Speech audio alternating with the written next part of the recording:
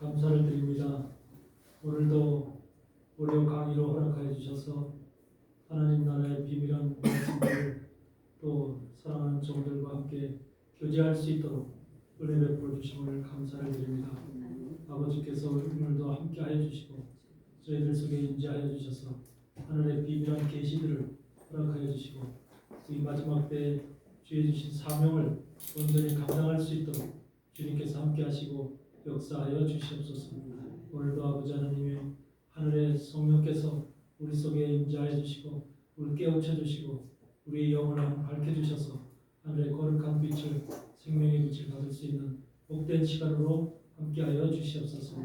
오늘도 모든 것 주님께 의지하며 예수 그리스도의 이름으로 기도드리옵나이다. 아멘.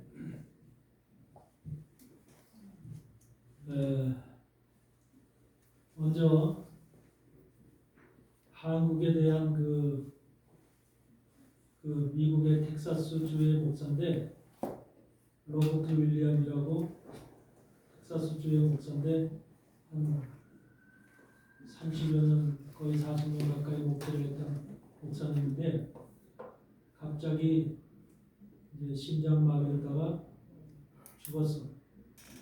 죽어가지고서 이제 응급실에 실려왔는데 8분 동안을 완전히 죽어 있었어. 그래서 이제 숨을 안 쉬고 심장이 멈추고 그랬는데 8분 후에 이 양반이 살아났네. 깨어났어. 그래가지고 깨어나서 하는 소리야. 임자체요. 그래서 살아나서 하는 소리인데 뭐냐면 하나님이 한국에 대해서 자기는 한국을 가본 적도 와본 적도 없고 한국에 대해서 전혀 이만큼은 생각해 본 적이 없는데 그 죽어있는 시간 속에서 하나님이 한국을 대해서 말씀하시더래. 한국에 대해서 이제 쭉 이제 보여주시면서 한국이 어떤 나라인지 그거를 이제 하늘에서 하나님 앞에 듣고 깜짝 놀란 거예요, 이 양반은. 그래가지고서 그걸 반드시 이 소식을 전해라 그래서 이제 전한다고 그러네. 그래서 보니까 자기가 죽으니까 빛이 있는데 그 빛 속으로 들어갔다는 거예요. 근데 빛 속으로 들어가니까 그 빛은 세상의 빛 같은 빛이 아니고 그냥 빛 속에 들어갔는데 빛이 얼마나 사랑스럽고 사랑의 빛이라는 거예요. 사랑의 빛. 살아있는 빛이고 사랑의 빛이고 그 빛은 우리의 감정과 느낌이 있듯이 그 빛 속에 모든 감정과 느낌이 다 들어있더라고요. 그래서 그런 빛 속에 들어갔는데 이제 이 세상을 보여주더라고요. 세상을 보여주는데 지구를 보여줘. 지구를 보여주는데 지구 땅덩어리에 각 지역마다 빛이 솟아오르는 거를 각 지역마다 빛이 솟아오르는 것을 보여주는데 뭐 남미라든지 아프리카라든지 또 아시아라든지 유럽이라든지 이런 데는 특히 유럽에 대해서는 빛이 그러니까 쬐끔 빛이 조금 밑으로 조금 있고 나머지는 검은 것으로 다 보이더래. 검은 것으로. 그러니까 그만큼 하나님의 빛이 사라졌다는 소리죠. 그래서 대부분의 나라들은 빛이 전부 다 어두침침하고 완전한 빛이 아니고 어두침침한 빛으로 모든 것들이 세상이 그렇게 이제 뒤집어져 있더라고요. 빛이 검은 색깔로. 그런데 특별히 미국만큼은 빛하고 어둠이 같이 솟아오르더라고요. 빛하고 어둠이. 그러니까 지금 현 시대의 세상의 모습을 하나님 나라의 이제 하나님이 세상을 볼 때 어떻게 세상이 어떻게 보여지는가 평가를 하는 빛이라고 볼 수 있죠. 그런 빛이 보여지는데 특별히 한국에 빛이 이제 보여지는데 한국에서 빛이 용광로처럼 솟구치더래. 한국 땅도 남한에서 용광로처럼 빛이 솟구쳐서 그 빛이 한국에만 머무르는 게 아니라 시간이 지나면서 전 세계로 덮더래. 그 빛이. 그런 현상을 하나님께서 보여주시더라고요. 그래서 자기도 깜짝 놀랐다는 거예요. 그러면서 하나님이 말씀하시더래. 내가 이 대한민국 한국을 이 나라를 붙잡고 있다 그러더래. 아멘. 하나님이 목적을 이룰 때까지 이 나라를 지킬 것이다. 아멘. 하나님의 목적이 이루실 때까지 이 나라를 지킬 것이다. 그렇게 말씀을 하시는 거야. 그분이 그렇게 하시면서 왜 그 이유가 뭐냐? 한국이 그렇게 되는 이유가 뭐냐? 빛이 지금 밝혀지는 이유가 한국은 수많은 교회들이 있지만 뭐 대형 교회 이런 것을 얘기를 하는 게 아니라 수많은 교회들이 있지만 그 교회들이 한국은 유일하게 전 세계가 없는 새벽 예배를 드리는 새벽 기도 4시 5시서부터 일어나서 새벽 기도를 드리는 나라는 대한민국밖에 없다는 거예요. 세계에서. 근데 그 새벽 기도의 빛이 하나님 앞에 이제 하나님을 기쁘게 하는 거죠. 하나님을 기쁘게 하고 엄청나게 강렬한 빛으로 이것이 이제 이 한국을 하나님께서 세우신 그 이제 뜻을 이룰 수 있는 그런 강력한 이제 그 영적인 빛이 지금 한국에서 솟아오르고 있다. 이런 것을 보여주더라는 거예요. 근데 이것에 대해서 뭐라고 얘기하냐면 한국의 어머니들이 남자들을 얘기하는 게 아니라 한국의 어머니들이 이렇게 기도를 한다는 거예요. 어머니들이. 맞죠? 네. 교회 가서 새벽서부터 기도하시는 분들은 남자가 아니라 거의 다 여자죠? 어머니들이 기도하죠.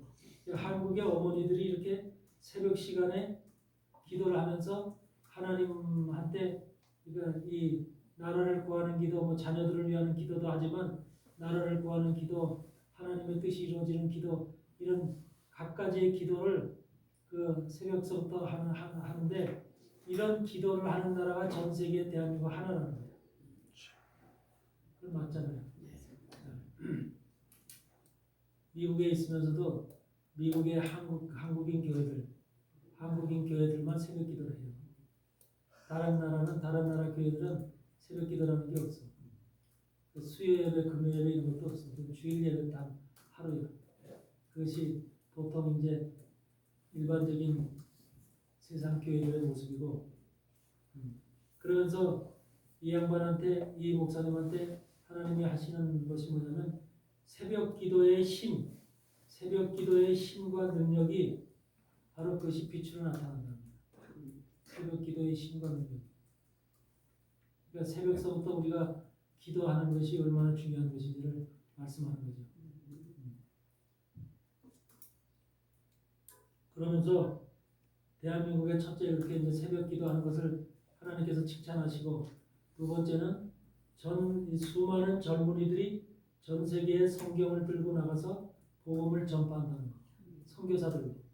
지금 선교사들 숫자가 세계 미국 다음에 두 번째죠. 우리나라가. 인구 대비로는 첫 번째요.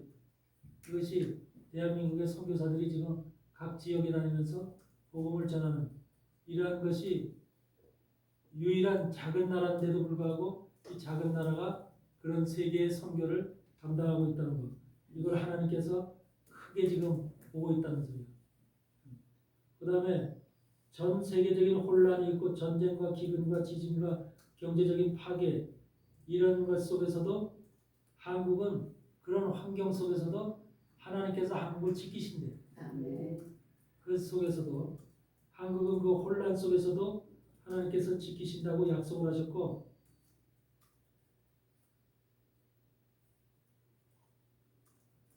마지막 시대에 한국이 해야 할 역할이 있다는 거예요. 마지막 시대에.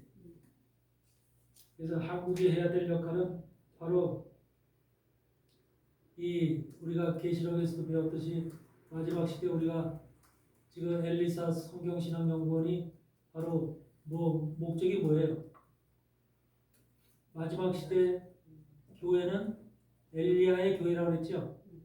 엘리야의 교회 속에서 갑절의 영감을 가진 엘리사의 영을 가지고 있는 엘리사의 갑절의 영감을 가지고 있는 그런 자들이 바로 마지막 시대에 주어진 증인의 사역을 감당할 수 있는 하나님의 종들이다.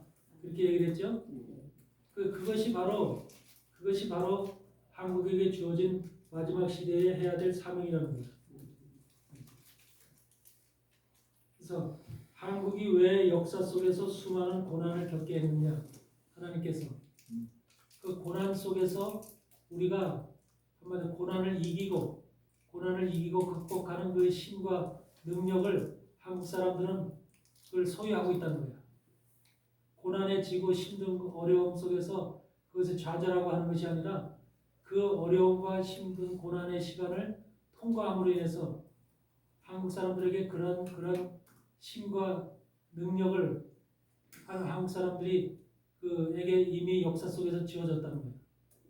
그러므로 인해서 한국은 어떤 환경 속에서도 이기고 극복하고 승리할 수 있는 힘이 있는 나라라는 거예요.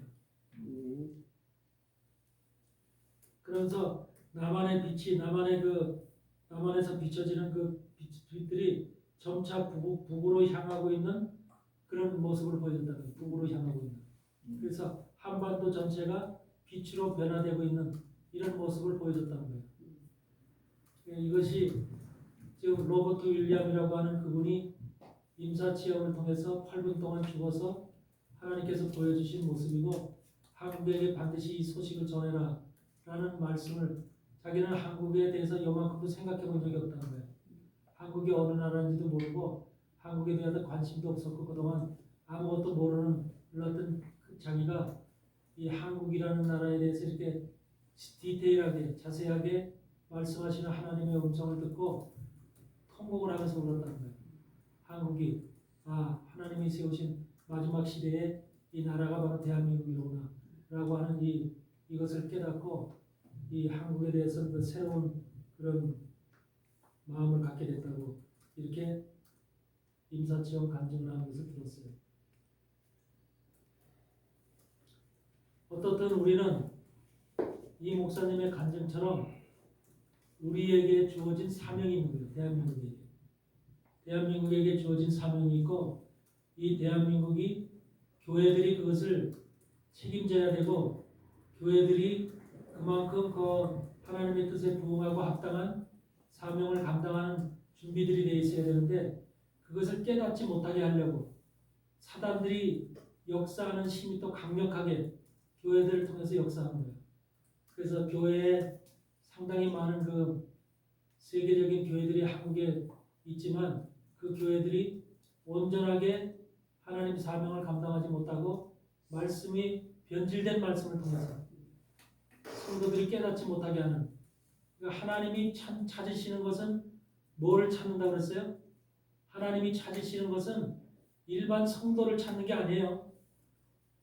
일반 성도를 찾는 게 아니에요. 요한복음 15장에서 포도나무에 가지들 있잖아. 가지가 본가지 예수 그리스도인 본가지에 연결되어 있지 않으면 그 가지는 떨어져서 불태워지리라고 그랬죠. 바로 그 가지에 포도송이들이 열리듯이, 포도송이는 가지들이 역할을 제대로 했을 때 백성들이 열리는 것이거든요. 그러니까 하나님의 목적은 가지 끝에 열리는 포도송이를 바라는 것이 아니라 가지들이, 정상적인 가지, 예수 그리스도에게 온전하게 붙어서 영양가를 빨고 있는 영적인 영양의 말씀을 받고 있는 그 가지들을 지금 찾고 있는 거예요.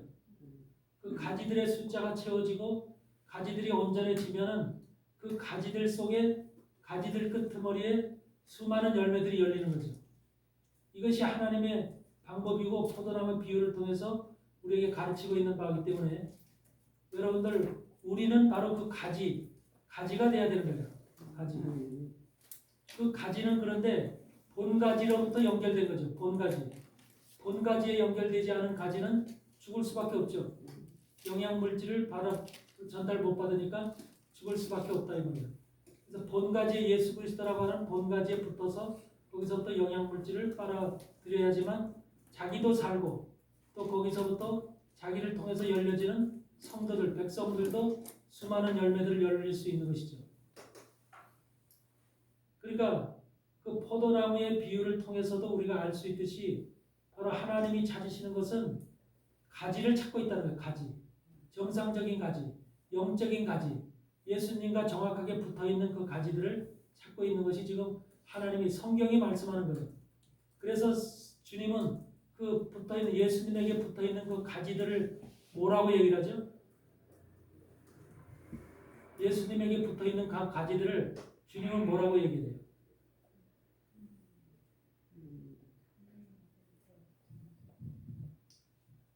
형제들이라고 얘기하죠. 형제들이라고 얘기하죠.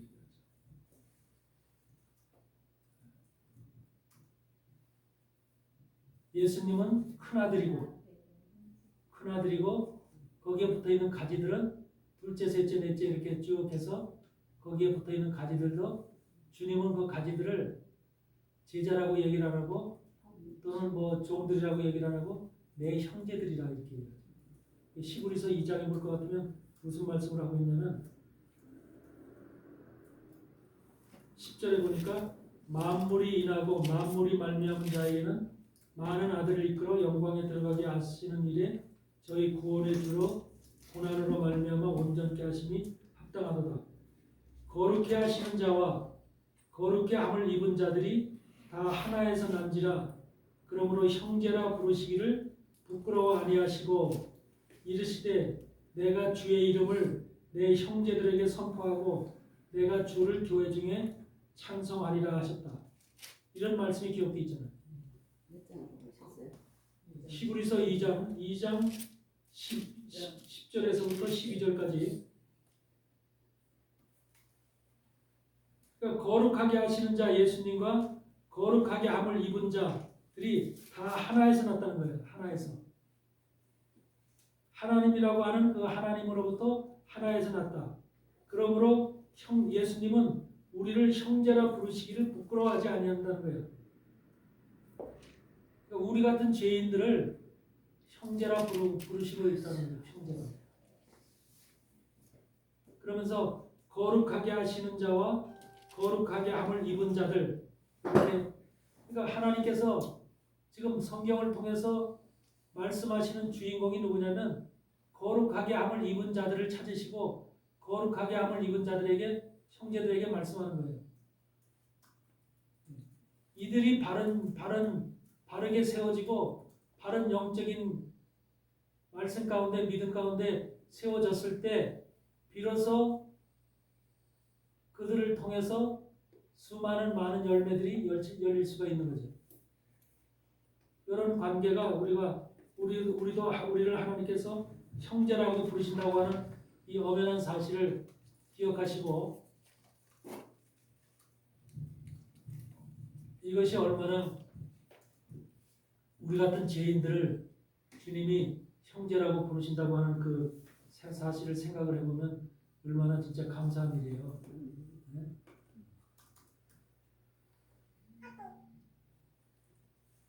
히브리서 3장 1절에도 보면 그런 말씀이 있죠. 히브리서 3장 1절에 그러므로 함께 하늘의 부르심을 입은 거룩한 형제들아, 그죠?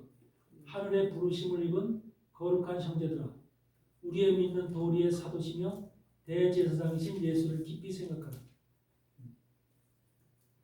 우리를 향해서 거룩한 형제들아, 하늘의 부르심을 입은 거룩한 형제들이라고 주님은 부르시는 거예요.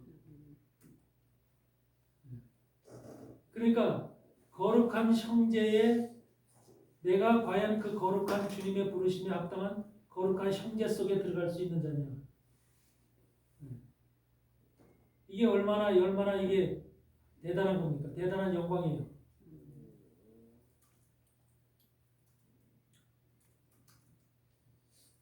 바로 그래서 우리는 하나님의 특별한 자들로 마지막 시대에 세움을 받은 하나님의 거룩한 자들이고 거룩한 형제들이고 하나님의 특별히 마지막 사역을 위해서 준비된 뽑힌 선택되어진 그런 하나님의 사람들이라는 것을 여러분들 생각하셔야 됩니다.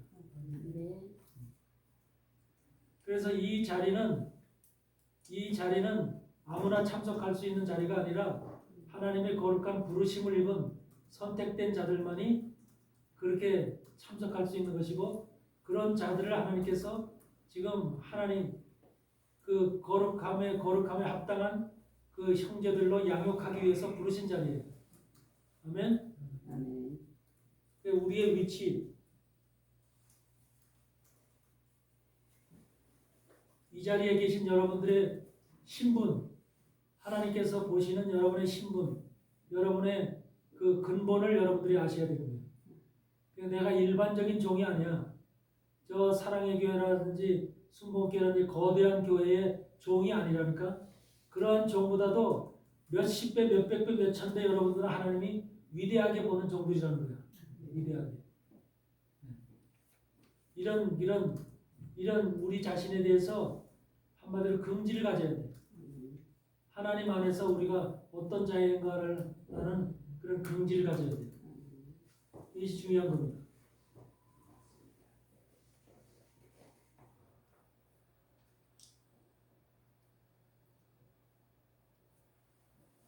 그래서 성경은 항상 우리에게 일반적인 지금 교회들에서 가르쳐주는 것이 성도들을 대상으로 가르쳐줘요. 성도들을 대상으로 구원, 교회를 다녀서 어떻게 되면은 구원을 받는다라고 하는 이러한 것으로다가 가르쳐주기 때문에, 그러니까 일반적인 교회에서는 예수님의 신부들도 성도들이 신부들이 되는 것으로 가르쳐줍니다. 성도들이. 그러니까 교회만 나오면 누구든지 나 예수님의 신부가 된다고 가르쳐주고 있어요. 이렇게 가르쳐주기 때문에 그 사람들이 전혀 하나님의 말씀과는 성경과는 의도가 다른 거예요.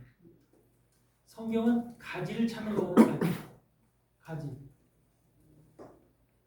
모든 나무에도 그렇죠. 본가지 굵은 땅을 뿌리를 받고 올라오는 본가지에 붙어있는 가지들이 제대로 가지 역할을 못하면 잎사귀나 열매나 열릴 수가 없죠. 다 떨어지고 열릴 수가 없죠. 이런 것들이 바로 마지막 시대에 주어지는 하나님의 뜻이라는 거죠. 그러니까 우리에게 그만큼 이 가지라는 것이 얼마나 중요한 것이냐. 그 가지를 칭해서 주님은 우리를 형제들이라고 부른다고 하는 사실을, 이 사실을 명확하게 기억하고 계십니다.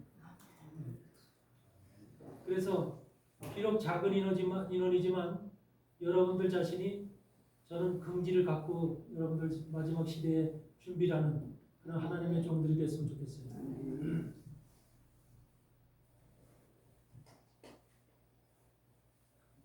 우리가 발람 사건에서 볼 것 같으면 민수기 23장에 보면 발람과 발락의 사건이 나오죠.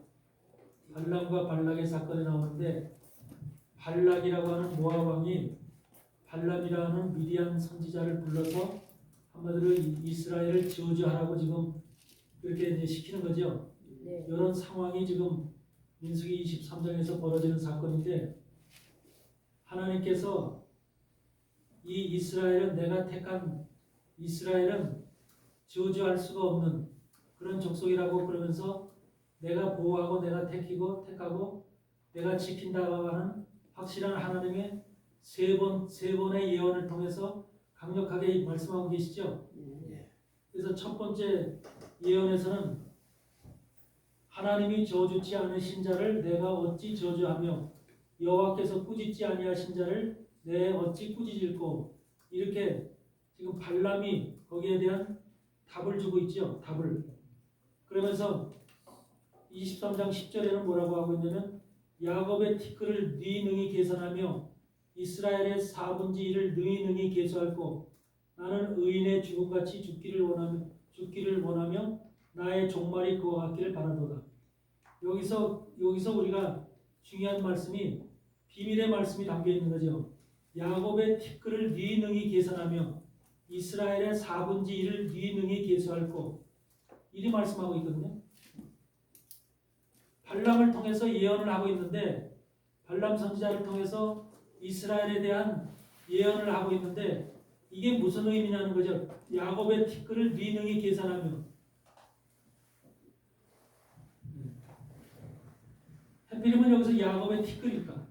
티끌이 뭐라고 그랬어요? 그렇죠. 티끌이라는 것은 먼지죠. 네.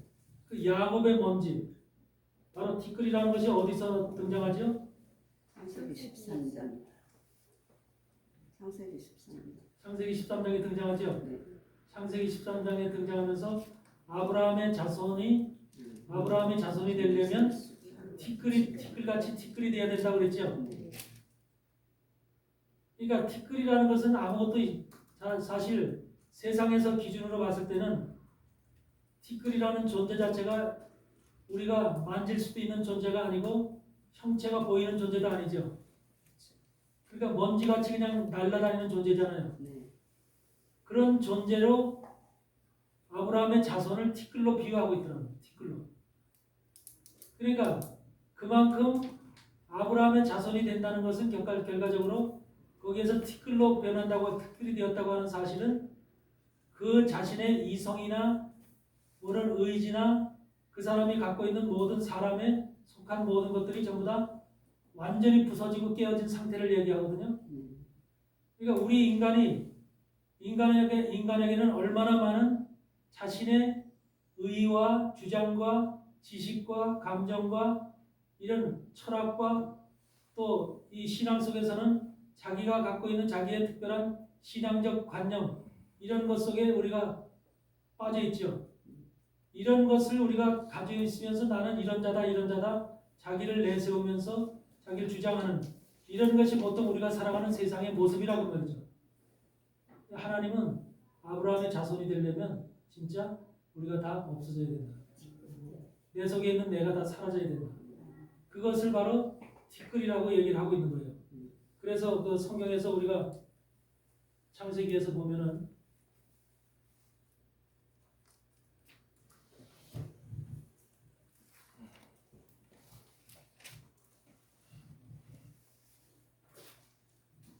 창세기 13장에도 보면은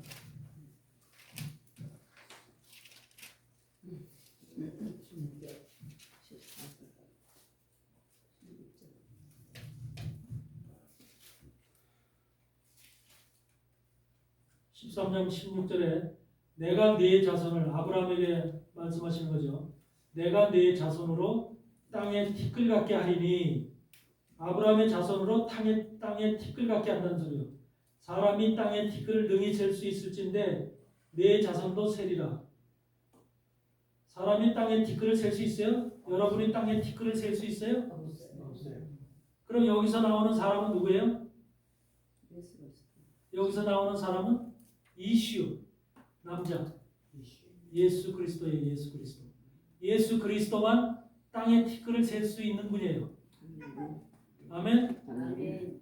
그래서 사람이 예수님이 땅에 티끌을 능히 셀 수 있을진데 네 자손도 세리라 그 말이에요. 아브라함의 자손도 셀 수 있다는 거예요. 그러니까 이것은 무슨 말씀이에요? 티끌같이 되어진 자들을 아브라함의 자손으로 하나님은 세우셨다는 거예요. 그러니까 티끌이 되지 아니하면 티끌같이 되지 아니하면 아브라함의 자손도 될 수 없고 그 사람들은 하나님과 무관한 사람들이 되는 거예요. 우리가 모두가 아브라함의 자손이다. 교회를 다니면 하나님의 백성들이 아브라함의 자손이다 그렇게 말을 해야 하네요. 아브라함의 자손이다. 누가복음 16장에서 볼 때도 우리가 거지 나사로는 아브라함의 품에 안겼지요. 근데 부자는 왜 연락하던 그 부자는 바로 음부에 빠졌지요. 이 관계에서 봤을 때 그럼 거지 나사로는 지금 아브라함의 품에 안겼다니까 그 말은 아브라함의 자손이 됐다는 소리 아니에요. 여러분도 아브라함의 자손이 되려면은 티끌 같은 존재가 되어야 되는 거예요.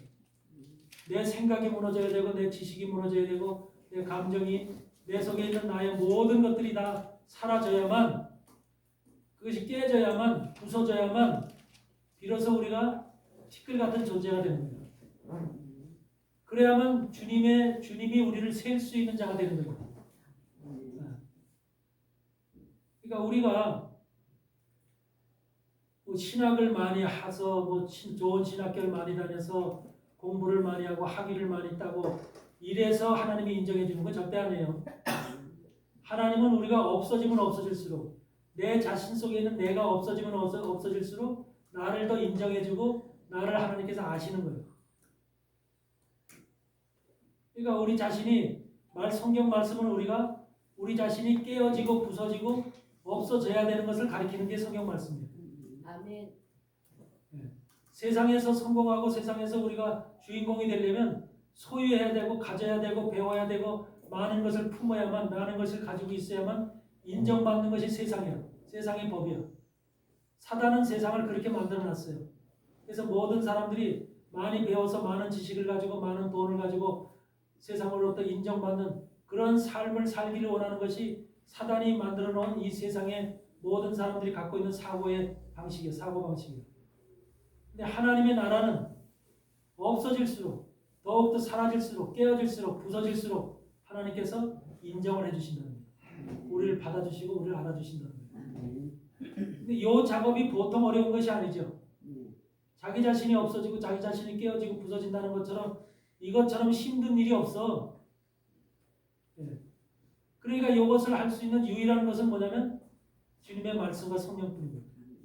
말씀과 성령만이 우리를 씻어내고 우리를 깨고 우리의 바위 같은 우리의 심령들을 다 부수고 해서 우리를 조각조각 내서 우리를 가루로 만드는 것이 바로 하나님의 말씀과 성령이라는 거죠. 이런 것이 바로 티끌이 돼야 된다고 하는 것처럼 지금 야곱의 티끌을 네 능히 세며 계산하며 그래요. 야곱의 티끌. 야곱의 자손 속에서 티끌같이 되어진 자를 네가 능히 계산하며. 누가 계산해요? 예수님밖에 계산할 사람이 없죠. 예수님밖에. 근데 야곱 속에서 티끌이 나오는 것을 지금 주님이 계산하고 있을 거라고요. 이스라엘 속에서 야곱의 자손 12지파 속에서 티끌이 되어진 자를 예수님은 지금 계산하고 있을 것이라고요. 마지막 시대. 이렇게 마지막 시대에 이 티끌로 남은 자를 주님은 뭐라고 불러? 이스라엘의 남은 자라고 하는 거예요. 남은 자. 이스라엘의 남은 자. 아셨어요? 이스라엘에게는 마지막 시대 남은 자를 하나님이 구원하시는 것이거든요. 교회 속에서는 이방인들 교회 속에서는 어떤 자를? 이긴 자를 구원하시는 것이고 이스라엘에게는 남은 자를. 그래서 야곱의 티끌을 능히 계산하며라고 하는 이 티끌에 속한 자들은 바로 이스라엘의 남은 자들이 되는 거예요. 12지파에. 그런데 이스라엘의 4분의 1을 또 이스라엘의 4분의 1을 네 능히 계수하고 여기서 이스라엘의 4분의 1은 교회를 향해서 이야기하는 거예요. 교회를 향해서. 교회 속에서 이방인 교회 속에서 계시록의 7교회를 보면은 전부 다 이기는 자는 그러죠. 이기는 자라는 말이 무슨 말이에요? 이스라엘이라는 말이죠. 승리자에게 이긴 자에게 주어지는 말이 이스라엘이죠. 그러니까 이스라엘이라고 하는 말은 그냥 아무한테나 붙여주는 말이 아니라 아무에게나 붙여주는 용어가 아니에요. 이스라엘이라는 말은 영적으로 승리한 자, 이긴 자, 나와 싸워서 이기고 세상과 싸워서 이기고 나의 모든 세상에 나의 형편과 나의 사정과 내가 가지고 있는 모든 것과 싸워서 이긴 자, 그런 자를 이스라엘이라고 얘기를 하는 거예요. 육신의 소욕과 싸워서 이긴 자, 육신의 모든 것이 야레크라고 해서 환도뼈가 부러졌을 때 야곱의 환도뼈가 부러졌을 때 환도뼈를 야레크라고 했죠. 야레크라고 하는 것이 부러졌을 때 야곱은 모든 육체적인 기능이 다 끝났다는 거예요. 육체적인 기능이 끝났다. 육체적인 소망이 끝났다. 그게 바로 야레크의 환도뼈가 부러진 사건이거든. 그랬을 때 환도뼈가 부러진 그 사건을 통해서 야곱에게 준 이름이 이스라엘이야. 너는 이제 야곱이라 부르지 말고 이스라엘이라 불러라. 이렇게 새 이름을 줬죠. 그래서 그 이름이 이스라엘이에요. 그럴 때 이스라엘은 자기 자신의 육체적인 모든 것을 다 이긴 자예요.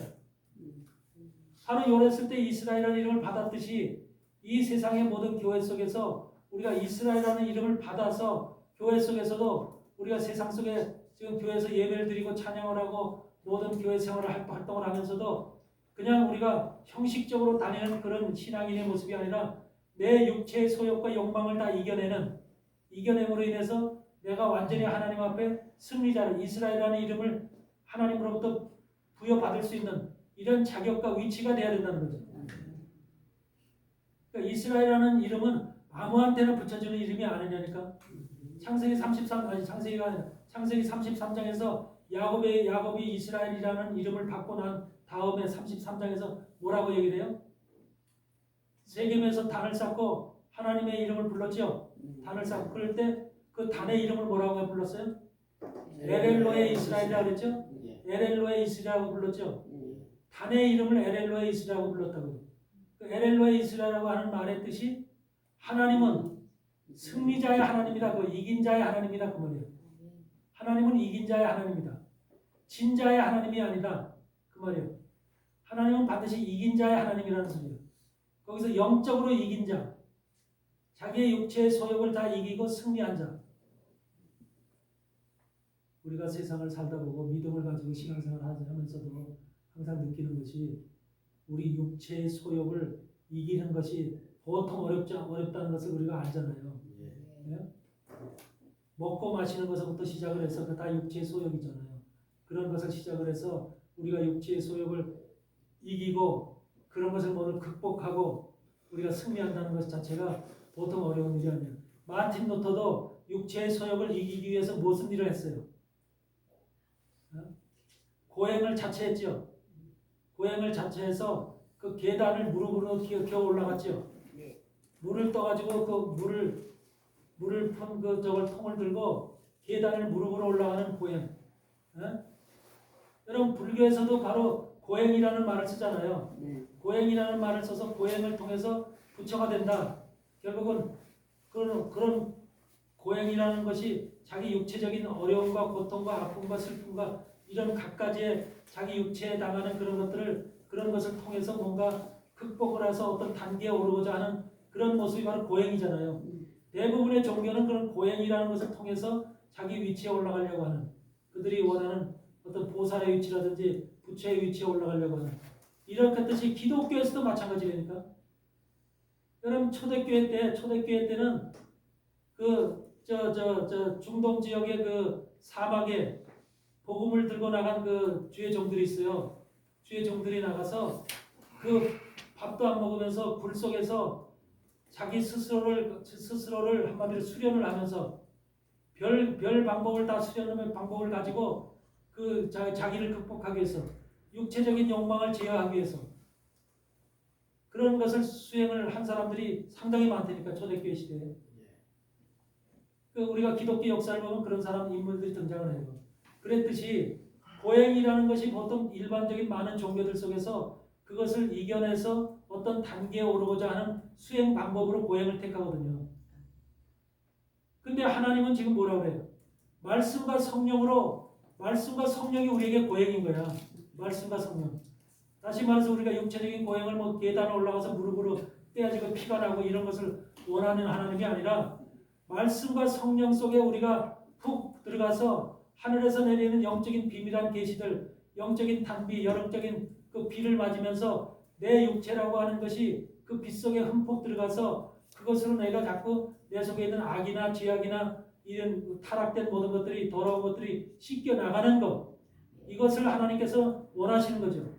그래서 우리에게 성경 말씀을 주신 거죠. 성경 말씀의 본질은 우리를 씻어내는 물이라고 얘기하는 거죠. 물.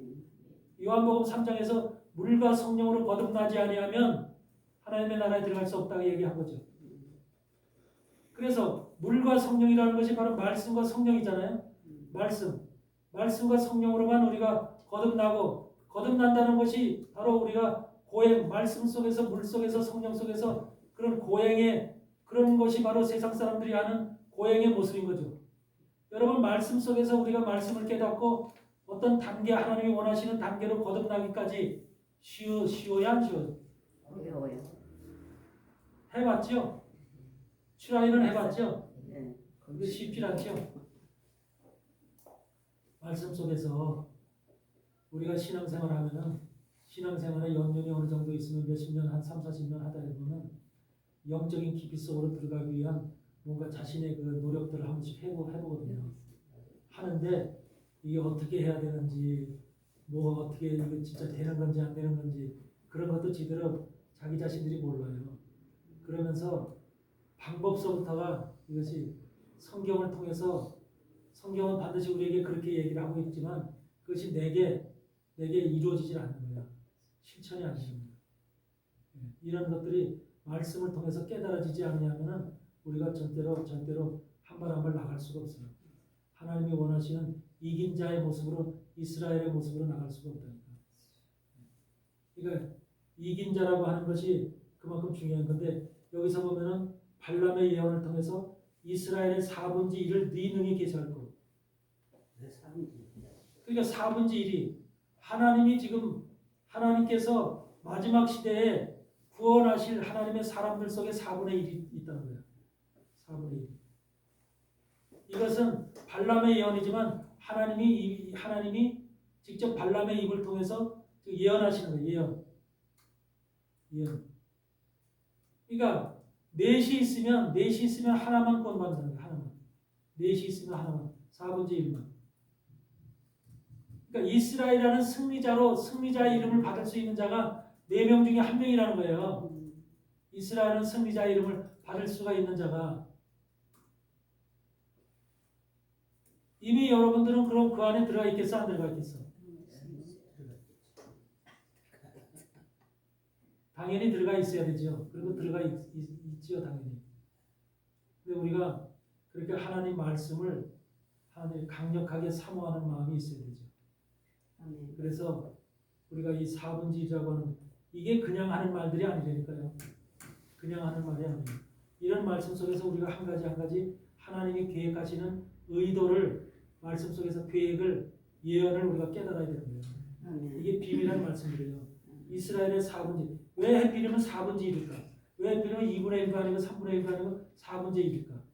왜 그런 말? 이건 내가 한 말이 아니라 성경에 분명히 기록되어 있죠. 민수기 23장 10절에 그렇게 기록되어 있어요.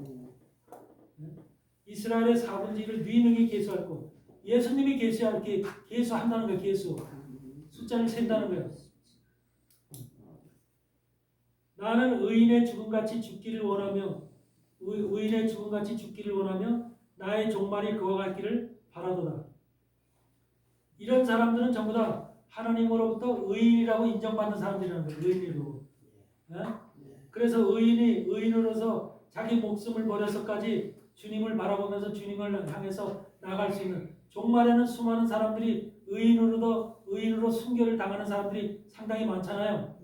종말 시대에는 바로 이런 나는 의인의 죽음같이 죽기를 원하며 나의 종말이 그와 같이 이게 일반 사람들에게 하는 소리 아니라 교회를 다니는 사람들에게 얘기하는 것이 아니라 4분의 1에 속한 사람 그리고 티끌에 속한 사람들에게 하는 소리예요.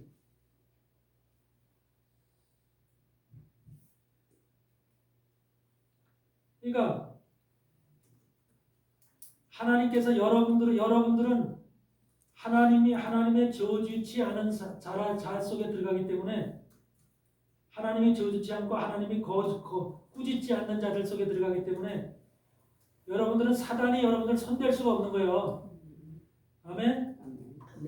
여러분을 하나님이 손댈 수가 없어. 여러분을 공격할 수가 없어. 이게 하나님의 약속이야. 우리가 정확한 하나님이 보실 때 의인이 되고 이긴 자가 되고 이스라엘이라는 이름을 받게 되면은 사단이 못 건든다니까. 그러니까 여러분 삶이라든지 건강이라든지 여러분 가족이라든지 여러분 보호 속에 안에 있는 모든 자들을 하나님께서 지키셔요. 롯을 소돔과 고모라 성의 롯을 멸할 때도 롯 하나를 구원하기 위해서 그 가족들을 다 구원시키시는 분이야. 그 부인서부터 딸들 사위들까지 전부 다 구원시키려고 했잖아. 그런데 사위들이 농담으로 여겼잖아. 그 부인은 뒤돌아봤잖아. 그래서 소금 기둥이 됐잖아. 왜 뒤돌아봐? 세상에 소돔 땅에 남겨놓은 것이 많기 때문에 자기의 재산도 남겨놨고 자기의 여러 가지 은행에 통장에 돈도 많이 남겨놓고 이걸 두고 어찌 할고 우리가 지금 세상에 마지막 시대에 바로 그걸 생각해야 되는 거예요. 그래서 우리가 세상에 많이 남겨놓을 필요가 없어요. 아멘? 가기 전까지 다 쓰고 가. 소금 기둥만 만들면 없었어요. 네? 세상에 많이 남겨놓으면 우리가 아쉬움이 생겨. 저걸 두고 어떻게 갈고. 맞아요. 필요한 때에 따라서 쓰면 돼요.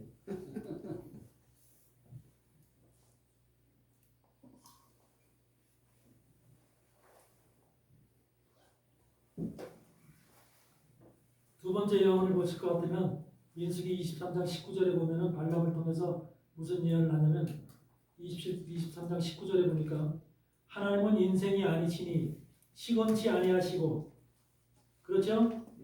시건치 아니하신다는 거. 인생처럼 말을 그냥 막 하고 막 그냥 틀린 말을 거짓된 말을 막 하고 거짓된 약속을 하고 그런 것이 아니라 인생이 아니시니 시건치 아니하시고 인자가 아니시니 후회가 없으시도다. 사람이 아니시니 후회가 없으시도다. 어찌 그 말씀하신 말을 행치 아니하시며 하신 말씀을 실행치 않으시리라. 하나님은 반드시 말씀하신 것을 이루신다는 소리잖아요. 하나님은 말씀하신 바를 반드시 이루시고 그걸 완수하신다는 말이잖아요. 이것이 종말에는 반드시 이렇게 이루어진다는 소리예요. 아멘. 그러니까 하나님이 모든 성경의 약속이 마지막 종말을 목적으로, 종말이라는 것은 결과적으로 이 세상의 종말을 얘기하는 게 아니라 이 사단의 세계의 종말을 얘기하는 거예요. 사단 세계의 종말. 여러분의 종말을 얘기하는 게 아니에요. 여러분은 뭐야? 여러분은 바로 하나님과 함께 시작하는 시간이야. 그때가 아멘. 여러분은 시작하는 시간이야. 아멘. 영광의 나라로 출발하면서 영광의 나라로 시작하는 시간이야. 아멘. 그래서 후회가 없으시고 말씀하신 말을 행치 아니하시며 하신 말씀을 실행치 않으시려 하나님은 반드시 자기 약속하고 하신 말씀을 반드시 이루신다는 약속을 지금 발람 선지자가 하고 있는 거예요. 21절에 보니까 여호와는 야곱의 허물을 보지 아니하시며 이스라엘의 패역을 보지 아니하시는도다. 여호와 그의 하나님이 그와 함께 계시니 여호와 그의 하나님이 그와 함께 계시니 왕을 부르는 소리가 그 중에 있도다. 그러니까 이스라엘을 택하실 때도 이스라엘의 야곱의 허물이라는 것은 바로 뭐야? 야곱의 허물이라는 것은 바로 우리가 야곱과 에서지. 야곱과 에서. 그렇죠? 근데 야곱의 허물이라는 것은 지금 뭘 얘기를 해요? 야곱의 허물을 보지 않는데요.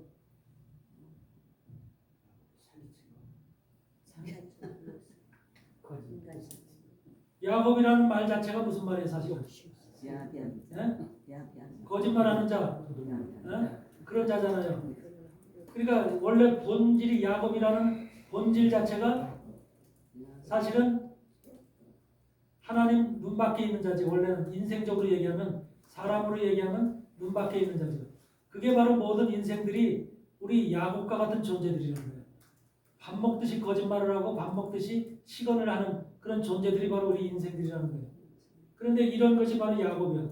그런데 그 야곱의 그런 잘못된 점도 야곱이 사실은 뭐냐면 또 뭐가 있어요? 장자권을 에서로부터 뺏었죠. 뭐를 통해서 뺏었어? 팥죽 한 그릇으로 뺏었죠. 그것도 사실은 뭐야? 정당한 거야, 나쁜 거야? 나쁜 거예요. 우리 인생의 모습으로 봤을 때는 정당한 방법이 아니죠. 속여서 뺏은 거. 사람의 그 배고픔의 약점을 보고서 뺏은 거잖아요. 그러니까 어떻든 간에 그거는 야비한 거죠. 야곱의 야비한 행동이죠. 그렇지만 야곱 속에는 뭐가 있어요? 외형적으로 인생적으로 봤을 때는 야곱 속에 야비한 모습들이 있다는 거죠. 거짓된 모습, 비굴한 모습 이런 것들이 있는 거죠. 그런데 창세기 27장에서 야곱은 어떻게 해요?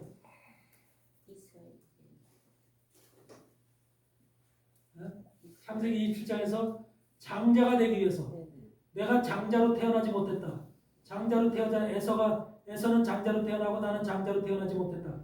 그런데 야곱은 육적 장자는 못 되지만 육적인 장자는 에서기 때문에 장자는 못 되지만 내가 반드시 영적 장자는 돼야 되겠다라고 하는 확실한 마음에 자기의 한마디로 원함이 가득 차 있었죠. 그래서 그 마음을 바로 어머니 리브가가 아는 거죠. 그래서 영적 장자권을 주기 위해서 하나님 아버지인 이삭이 영적 장자권을 주기 위해서 바로 자기 아들 장자 에서한테 육적 장자인 에서한테 뭐를 줘요? 들에서 사냥해서 그 사냥감을 가지고 별미를 만들어서 내게 가져와라.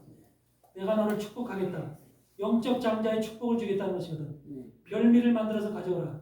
그거를 갖다 에서에게 명했죠. 그러니까 에서는 전통과 활을 가지고 나갔죠. 전통과 활을 가지고 짐승을 잡으러 나갔잖아요. 그것이 바로 에서에게 주어진 장자인 우리 지금 세상에서 이스라엘과 육적인 이스라엘과 이방인이라는 두 세계가 있죠. 육적 이스라엘과 이방인 세계가 있죠. 바로 이방인 세계가 바로 야곱인 거예요. 야곱. 이방인 세계가 야곱이고 이 이방인 세계는 저 육적인 이스라엘 때문에 영적인 장자권을 가질 수가 없는 자들의 원래가 육적 장자에서도 이제 밀려났죠. 네. 여러분들은 이스라엘을 제껴놓고 여러분들이 육적 장자가 될 수가 없잖아요. 네. 육적 장자는 이미 중동에 이스라엘이 딱 자리 잡고 있으니까 저들은 자기네들이 하나님의 선민이다 하면서 주장하잖아요. 그러니까 우리는 밀려난 자들이잖아요. 밀려난 자들. 근데 우리 안에는 이방인인 우리 안에는 육적 장자는 될 수 없지만 마음에는 뭐요? 영적인 장자가 되고 싶은 간절함이 우리 안에 있는 거예요. 그게 바로 야곱의 심령이에요. 그러니까 엄마 리브가가 성령이 그걸 아는 거죠. 성령 리브가가 알고 바로 뒷뜰에 가서 염소 2마리를 가져와라. 그렇게 얘기를 하죠. 야곱에게 시키잖아요. 염소 2마리 가져와라. 염소 2마리를 가져오라는 이유가 뭐예요? 염소 2마리가 바로 레위기 16장에 대속죄일의 규례에 필요한 거죠. 대속죄일에는 반드시 염소 2마리가 있어야 되죠. 그 염소 2마리를 가져와서, 그러니까 성령은 바로 리브가는 이삭의 부인이잖아요. 이삭의 부인이니까 사실은 한 몸이죠. 남편과 아내는 한 몸이잖아요. 하나님과 성령은 한 몸이에요. 하나님과 성령은 바로 하나님 속에 있는 영이에요. 그렇기 때문에 한 몸이라니까. 그러니까 하나님이 말씀하시는 것을 성령은 그대로 다 알아야 무슨 말인지. 그리고 하나님이 계획하신 뜻을 성령은 다 하나님의 계획이 뭔지를 이미 다 알고 있다고요. 그러니까 에서에게 짐승을 잡아서 별미를 만들어서 가져오라 하는 소리를 옆에서 직접 듣지 않았어도 이미 하나님이 그런 말씀을 하셨다는 것을 부인인 리브가는 이미 성령의 위치에서 그걸 이미 알고 있는 거예요. 그래야 안 그래요? 그러니까 여러분도 부부 사이에서 부부 남편의 생각을 부인이 알고 부인의 생각을 남편이 알아야 돼, 안 알아야 돼? 알아야 돼요. 서로 모른다면 그건 무슨 부부요? 몰라. 서로 생각이 달라서 남편도 입 다물고 얘기 안 하고 있고 남편이 얘기할 때는 몰래 다른 데서 안 보는 데서 얘기하고 있고 그렇게 한다면 남편과 아내가 서로 생각이 소통되지 않냐는 그런 삶을 산다면 그 부부는 무슨 부부요? 이거는 진짜 부부가 아닙니다. 진짜 부부가 아니라 가짜 부부예요. 그래서 그런 관계이기 때문에 하나님과 영의 관계가 바로 그거고 이삭과 리브가의 관계가 바로 하나님과 성령의 관계입니다. 성령의 관계. 그래서 성령은 하나님의 마음, 하나님의 말씀하시는 그 계획과 뜻을 다 알고 있는 거예요. 그래서 야곱에게 뒷뜰에서 염소 2마리 가져와라. 그러니까 염소 2마리 가져오라고 했을 때 하면서 뭐라고 그래? 별미를 리브가가 야곱이 만드는 것이 아니라 야곱이 별미를 스스로 만드는 것이 아니라 성령인 리브가인 성령이 어머니가 별미를 별도로 만들어서 야곱에게 주잖아. 바로 이방인인 우리는 야곱과 같은 이방인인 우리는 성령이 우리 속에 들어와 있는 성령이 여러분에게 별미를 만들어서 하나님 앞에 가져 나가게 하는 거예요. 아멘. 별미를 만들어서. 이것이 바로 창세기 27장의 핵심이죠. 그게 바로 여러분들이 그러니까 별미를 우리가 하나님이 기뻐하는 별미를 만들 수 있는 재간이 없어. 우리는 어떤 인생도 이 땅에 있는 누구도 간에 하나님이 원하시는 별미, 하나님의 구미에 맞게 하나님의 입맛에 맞게끔 별미를 만들어서 가지고 들어갈 수 있는 합격점을 받을 수 있는 인생은 하나도 없다는 거예요. 근데 성령은 어떻게 별미를 만들어야 될지는 아는 거예요. 이삭이 기뻐하는 별미를 어떻게 만들어야지 이삭이 그 별미를 맛보고 기뻐할까라는 것을 이미 다 성령은 알고 있는 거죠. 리브가는 알고 있는 거죠. 그래서 그 별미를 그렇게 위해서 리브가가 바로 염소 2마리를 데리고 오라는 거죠. 염소 2마리. 하나님 앞에 이삭 앞에 합격점을 받으려면 별미를 만들어서 합격점을 받으려면 반드시 염소 2마리가 있어야 돼. 염소 1마리는 별미 안 돼. 아셨어요? 그러니까 우리 염소 2마리가 바로 우리한테는 반드시 그게 어떤 의미인지를 깨달아야만 여러분이 영적 장자의 축복을 받을 수 있는 거예요. 영적 장자라의 축복이라는 것은 어마어마한 축복이야. 그 그게 일반 사람들의 축복이 아니야. 아무나 받을 수 있는 축복이 아니야. 그러면 바로 레위기 16장에 그 염소 두 마리는 어떤 역할을 하는 거예요? 첫 번째 염소는 잡아서, 염소 두 마리는 결국 뭘 얘기를 해요?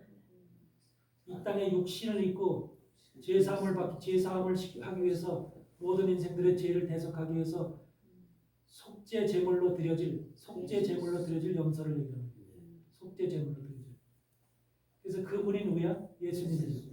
예수님을 첫 번째 염소, 두 번째 염소라고 하는 두 마리의 염소의 모습으로 지금 비유하는 거예요. 레위기 16장. 첫 번째 염소를 잡아서 이스라엘 모든 백성들의 죄를 거기다 넘겨서 그 죄를 받은 염소는 죄값은 사망이기 때문에 바로 이제 거기서 잡아서 그 피를 가지고 대제사장인 아론은 그 피를 가지고 성막에 들어가서 지성소 앞에서 지성소에다가 피를 몇 번 뿌려? 7번을 뿌리죠. 7번을 피를 뿌리고 그리고 향단불에다가 피를 바르죠. 향단불에 피를 발라서 왜 향단불에 피를 바른다고 그랬어요?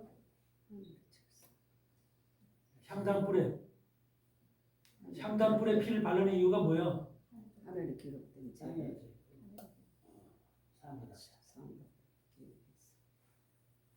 여러분들이 짓는 죄가 이 땅에 있는 모든 인생들의 짓는 죄가 첫 번째는 죄가 어디 기록돼?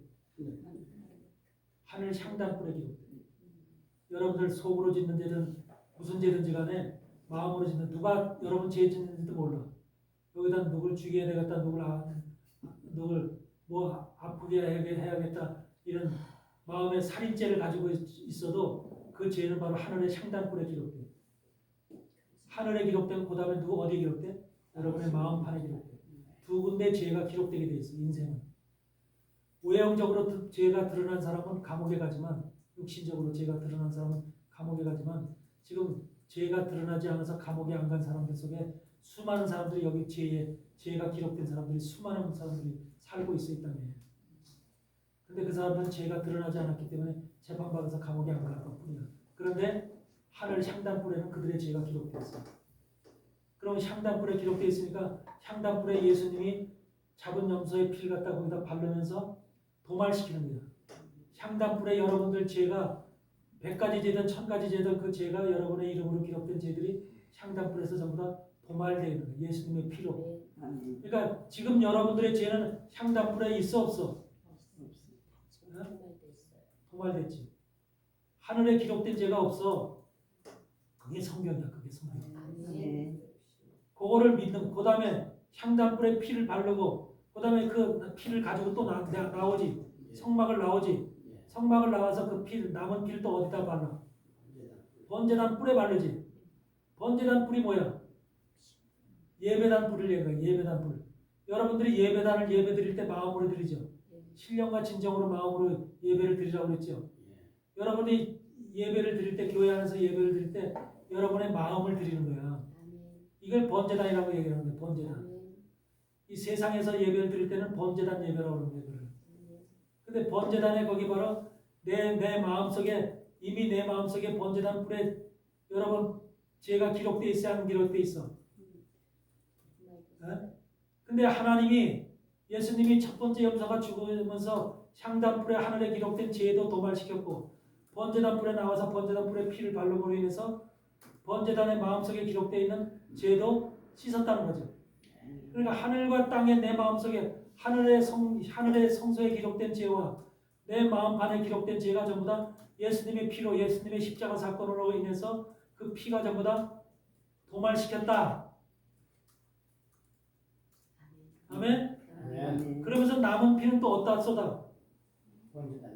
번제단 밑에 땅에다 쏟지요. 번제단 밑에 땅에다 쏟아. 그럼 왜 땅에다 쏟아? 육체에다 뿌리는 거죠. 육체. 여러분 육체에다 뿌리는 거예요. 육체에다 피를 뿌리기 때문에 예수님의 피가 하늘 땅 마음속에 육체 속에 지은 모든 죄들을 하나님이 하늘과 땅 할 것 없이 모든 죄를 예수님의 십자가 사건을 통해서 죄가 깨끗이 소멸됐다고 하는 것을 보여주시는 거예요. 그러니 여러분들은 그 말씀을 믿는다면 레위기 16장에 있는 대속죄일의 규례의 그 피 도말하는 사건을 여러분이 믿는다면 이미 향단불에 발라졌고 번제단 불에 발라졌고 번제단 밑에 흙 속에 땅에 피를 뿌렸고 그렇기 때문에 여러분이 그동안 어떤 죄를 졌든지 간에 그게 정말 씻겨졌을까 안 씻겨졌을까? 씻겨졌어요. 그 여러분이 죄인이야 아니야? 아니에요. 죄인이야 의인이야? 의인이라고. 그거를 믿는 사람이 의인인 거예요. 그거를 믿는 사람이. 네. 그러니까 죄가 내가 원해서 내가 스스로 죄를 씻은 게 아니라 예수님의 공로로 예수님께서 죽으심으로 인해서 그 피로 향단불과 번제단불과 번제단 흙에 다 뿌림으로 인해서 내가 깨끗해졌다고 하는 그것이 성경의 말씀을 믿는 게 믿음인 거예요. 아멘. 그게 의인인 거예요. 아멘. 그 믿어요? 아멘. 그게 믿어져야 되는 거예요. 아멘. 그러니까 그것이 첫 번째 염소가 죽는 이유야. 그러니까 첫 번째 염소는 예수님께서 십자가의 지심으로 흘리신 모든 피가 인생들의 모든 죄를 전부 다 완전히 도말시키고 속죄했다라는 것을 첫 번째 염소가 바로 증명한 거예요. 증명한 거예요.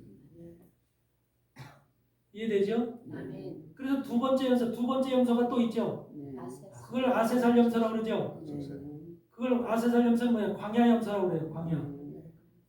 근데 아세살 염소는 또 이스라엘 백성들이 모든 죄를 아세살 염소에다가 안술해서 정갈을 하죠. 그래서 그것도 또 정한 자에게 맡겨서 염소에다 목에다 끈을 매서 정한 자에게 맡겨서 광야 끝까지 끌고 가죠. 그래서 광야 끝에 가면 그를 놓지요. 이것이 뭐를 얘기해요? 아세살 염소는 누구예요? 예수님이죠. 예수님인데 예수님이 바로 살아서 3년 반 동안 사역하는 것이 아세살 염소가 돼서 끌려가는 모습이죠.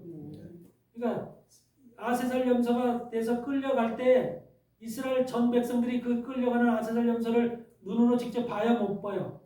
봐야 목격하죠. 갈릴리서부터 이스라엘 온 땅이 그리고 예루살렘으로부터 이스라엘 모든 지역에 있는 이런 이스라엘 백성들이 예수 그리스도라는 이름을 다 알잖아. 다 들었잖아. 치료도 받고 기적도 보고 다 봤잖아요. 그래서 그 사람들이 아세살 염소로 목이 매서 정한 자에게 목이 매서 끌려가는 거. 이스라엘 백성들 앞에서. 그것이 바로 아세살 염소가 돼서 광야 끝까지. 그러니까 주님은 이 땅을 뭘로 보신 거예요? 하나님은 예수님의 아들을 보낼 때 이 땅을 뭘로 보시고 보내신 거예요? 광야로 보신 거예요. 광야. 이 땅이 광야예요. 빈들과 광야. 광야에는 뭐가 있어요? 사막이나 마찬가지죠. 아무것도 없죠. 한마디로 말하면 생명이 없는 곳이에요. 이 땅은 지구상에 하나님이 보실 때 이 땅의 생명이 사단한테 다 점령당해서 다 죽은 것들이에요. 그 땅에 아세살 염소가 돼서 오신 분이 예수 그리스도예요. 예수 그리스도가 정한 자에게 목줄이 매서 끌려가는 거예요. 그 정한 자가 누구예요? 가룟 유다가 정한 자예요. 그래서 마지막에 3년 반의 마지막에 시간에 예수님을 팔아 넘기는 거예요. 죽음으로 남기는 거예요. 죽음으로 남기는 자가 가룟 유다. 그러니까 하나님의 레위기 16장에서 이미 예수님의 모습이 예수님이 어떻게 될 것이라고 하는 것이 전부 다 예언이 돼 있는 거잖아요. 예언이. 그러니까 대속죄라고 하는 그 기간 2마리 염소가 바로 그래서 필요한 거예요. 십자가 사건을 통해서 흘리신 첫 번째 염소의 피, 그 피는 하늘에 있는 죄와 땅에 있는 죄, 내 마음속에 있는 죄, 모든 죄들을 전부 다 도말시키고 깨끗이 한다는 죄 속죄함의 피가 흘리신 그 염소고, 두 번째 그 염소는 바로 이스라엘 백성들 앞에서 사역을 3년 반 동안 하시면서 끌려가면서 가룟 유다에게 목줄이 매어서 끌려가면서 3년 반이라는 시간 속에서 이스라엘 백성들 눈앞에 보이잖아. 그러면서 기적을 행하고 말씀을 선포하고 하면서 주님이 사역을 하는 시간이 바로 3년 반이잖아. 그 시간 속에서 바로 그 아세살 염소의 모습이 바로 등장하는 거예요. 그러니까 그렇게 아세살 염소가 그런 모습으로 가듯이 2마리의 염소가 우리가 깨달아야만 레위기 16장의 모습을 통해서 2마리의 염소가 왜 필요한 것인지, 왜 요구되는 것인지, 하나님은 그 2마리의 염소를 왜 별미 속에 집어넣기를 원하는지, 별미로 그것을 그러니까 별미를 우리가 두 마리 염소라는 거 별미로 만들어서 하나님 앞에 가져가야 되거든. 여러분들이 만약에 하나님 앞에 갔어. 하나님 앞에 갔는데 너 뭐 가져왔니? 이렇게 물어보면 뭐라고 대답할 거예요? 어? 너 뭐 가져왔니? 그렇게 물어보신다면 뭐라고 대답할 거냐고.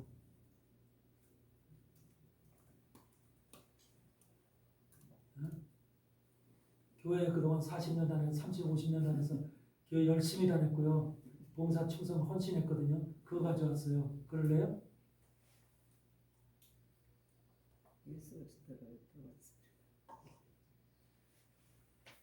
레위기 16장에서 주님이 하신 일, 두 마리 염소로 별미를 만들어서 가져왔어요. 그렇게 답을 해야죠. 근데 그 두 마리 염소로다가 별미를 만들어서 가져왔을 때 거기에서 염소로 그 향기가 하나님 앞에 연락돼야 되는 거예요. 두 마리 염소가. 근데 그것이 만약에 두 마리 염소의 의미를 레위기 16장의 두 마리 염소의 의미를 제대로 해석을 못하면 내가 별미를 못 만드는 거야. 그렇기 때문에 내가 만들 수가 없고 성령께서 만들어 주시는 거예요. 야곱에게는. 그래서 성령께서 별미를 만들어서 야곱에게 줬을 때 별미만 달랑 가져간 게 아니야. 별미하고 또 뭐를 가져가? 리브가라는 어머니가 야곱이라는 아들한테 별미만 달랑 만들어서 두 마리 염소로 만든 별미만 달랑 가지고 들어가라고 준 게 아니라 별미하고 뭘 또 줬잖아. 떡. 별미와 떡. 이 떡은 뭐야? 이게 구약의 말씀이야. 구약의 말씀. 율법을 얘기하는 거야. 하나님 앞에 구약의 말씀인 떡을, 신약의 말씀은 복음이라고 해서 이걸 포도주라고 하는 거야. 포도주. 그렇지만 구약의 말씀은 떡인 거야. 이해되세요? 그 떡과 포도주 얘기하는 이유가 바로 그래서 그런 거예요. 신약의 말씀과 구약의 말씀은 다른 거예요. 예수 그리스도의 피를 흘리신 것이 신약이기 때문에 그 신약의 피는 예수님의 피를 포도주로 비유하시는 거예요. 포도주로. 그래서 신약의 말씀은 포도주로 비유하시는 거고 구약의 말씀은 떡으로 비유하는 거예요. 그래서 항상 소제를 드릴 때 고운 가루 곡식을 갈아서 고운 가루를 만들죠. 고운 가루로 떡을 만들잖아요. 그래야 안 그래요? 그래서 이 성막에는 떡상에다가 떡을 진열할 때도 12개 지파마다 12개 하나씩 해서 12개의 떡을 진열하죠. 그 12개의 떡도 고운 가루로 떡을 만들어서 에바 10분의 2로 만든 떡을 거기다 진열하거든요. 네? 그래서 그 떡을 그 성막에 들어올 때마다 교환하거든요. 이렇게 해서 바로 떡이라고 하는 것은 구약의 말씀, 하나님의 말씀인 거예요. 하나님의 말씀. 구약의 말씀은 하나님의 말씀. 신약의 말씀은 뭐야? 다른 표현으로 예수 그리스도의 증거라고 얘기를 합니다. 예수 그리스도의 증거. 구약의 말씀은 하나님의 말씀이고 하나님의 떡이라고 얘기하고 신약의 말씀은 예수 그리스도의 증거라고 얘기를 하는 거예요. 그래서 그 증거를 예수님이 돌아가시고 난 다음에 증거의 말씀을 가지고 증언한 사람들을 증인이라고 얘기하는 거예요. 그 사도들이야. 그들 사도들을 증인으로 삼는 거예요. 증인으로.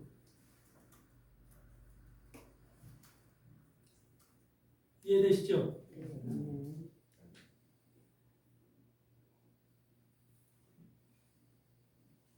그만큼 말씀의 정확한 의도를 깨닫고 깊이를 알고 이걸 분석을 제대로 해서 하나님이 원하시는 뜻이 하나님의 말씀에 여러분들 에베소 3장에도 있듯이 말씀을 알려면 어떻게 해요?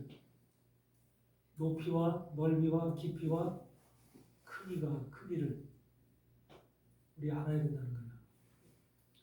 그냥 두리뭉실하게 거칠에만 해서는 안 되는 것이고 성경의 말씀 속에서 구약의 말씀은 그렇게 신약의 말씀은 우리가 증거의 말씀이기 때문에 이런 일을 했다 이렇게 될 것이다 라고 하는 것을 사도들을 통해 증거했기 때문에 우리가 그 말씀을 들으면 대충 다 이해를 하지만 구약의 말씀은 뿌리잖아. 뿌리. 네? 나무 뿌리 속에서 올라오는 물이잖아요. 여러분들 나무 뿌리가 물을 빨아들일 때 영양분을 빨아들일 때 눈으로 보여 안 보여요? 안 보이죠? 그렇지만 그 뿌리 빨아들인 물로 인해서 영양물질로 인해서 나무에 잎사귀가 열리고 열매가 열리는 거죠. 잎사귀와 열매가 만약에 뿌리가 뿌리 역할을 못하고 뿌리가 죽었다 그러면 이거 열려 안 열려? 안 열리죠. 다 죽지요. 그러면 구약의 말씀이라는 것이 바로 뿌리 속에서 보이지 않지만 뿌리 속에서 뽑아 올리는 바로 빨아들이는 영양물질과 물을 얘기를 하거든요. 그것이 바로 뭐를 만들어? 그것이 빨아 올린 물이 나무에 잎사귀를 만들고 열매를 만들고 꽃을 만들고 피우는 거잖아요. 열매, 잎사귀, 열매, 꽃이 바로 뭐예요? 나무 가지 위에 펴진 잎사귀, 열매, 꽃이 그 나무 자체로 봤을 때는 땅 속에 있는 뿌리가 구약인 거예요. 구약. 땅 속에 있는 구약은 보이지 않는 거예요. 근데 거기서 뿌리에 의해서 구약에 의해서 만들어진 것이 신약인 거예요. 신약에는 눈에 보이잖아요. 열매도 보이고 잎사귀도 보이고 열매도 꽃도 보이죠. 신약은 눈으로 보면은 보여요. 다 신약의 말씀은 꽃이라구나. 꽃의 향기가 좋구나. 열매가 어떤 열매라구나 이렇게 다 보여요. 신약의 말씀은 증거의 말씀은 다 눈으로 보이는 거예요. 그래서 이해하기도 쉬워요. 근데 구약은 땅속에 뿌리가 몇 개 뿌리가 있는지 알아요? 몰라요? 안 보이죠? 거기도 뿌리도 굵은 뿌리가 있고 가는 뿌리가 있고 세 가지가 있고 세 뿌리가 있고 다 다르죠. 뿌리의 크기와 정도가 다 다르죠. 물을 빨아들이는 영양물을 빨아들이는 그 모습이 구약 땅 속에서 구약의 말씀 속에서도 전부 다 다른 거예요. 근데 구약에서 뽑아 올리는 구약의 말씀 속에서 뿌리 속에서 뽑아 올리는 영양물과 그 물이 바로 뭐를 얘기를 해요? 뭐야 그 물이? 땅 속에 뿌리 박혀서 뿌리를 깊게 박아서 끌어올리는 빨아 당기는 그 물을 무슨 물이라고 그래 그걸? 그게 생수예요. 생수. 네? 그 물을 먹어야만 사는 거예요. 그러니까 신약의 말씀들은 전부 다 구약의 말씀으로 인해서 생긴 잎사귀와 열매와 꽃인 거예요. 아멘. 그러니까 나무라는 걸 여러분 자세히 보세요. 나무가 자라는 모습. 성경은 하나님이 여러분들을 자신을 나무로 비유해요. 수많은 나무로. 백향목나무, 시띠나무, 포도나무, 또 신풍나무, 버드나무, 살구나무, 잣나무, 각가지의 나무로다가 사람을 표현해요. 그래 안 그래요? 성경 속에 수많은 나무들이 있죠. 그 나무로 표현하는 이유가 있는 거예요. 우리 자신이 나무의 속성을 먼저 알아야 돼요. 그게 바로 누구냐면 나예요. 내가 과연 뿌리를 어디다 받고 있느냐? 나의 뿌리. 여러분의 말씀의 뿌리를 어디다 받고 있어요? 여러분의 말씀의 뿌리를. 여러분의 말씀의 뿌리를 만약에 구약과 신약이 있어. 근데 만약에 말씀의 뿌리를 갖다가 신약에다가 받고 있다고 생각을 해요. 예를 들어서 신약이 여러분의 말씀의 뿌리를 받고 있는 터져. 그러면 거기에 열매 잎사귀가 열릴까? 꽃이 필까? 안 나와. 거기서 열매 꽃이 피질 않아요. 여러분의 뿌리가 반드시 구약의 말씀 속에 박혀 있어야 돼요. 특히 구약의 말씀 속에 여러분의 심령의 뿌리가 그 말씀 속에 박혀 있어야 돼요. 그래야만 여러분들 통해서 만들어지는 잎사귀 열매들이 주렁주렁 열리는 거예요. 그래서 마지막 시대 증인들은 계시록에서 얘기하는 것이 하나님의 사도 요한도 그러잖아. 사도 요한 1장 4절에서 뭐라 그래요? 하나님의 말씀과 예수 그리스도의 증거로 인하여 그러잖아. 하나님의 말씀과 예수 그리스도의 증거로 인하여.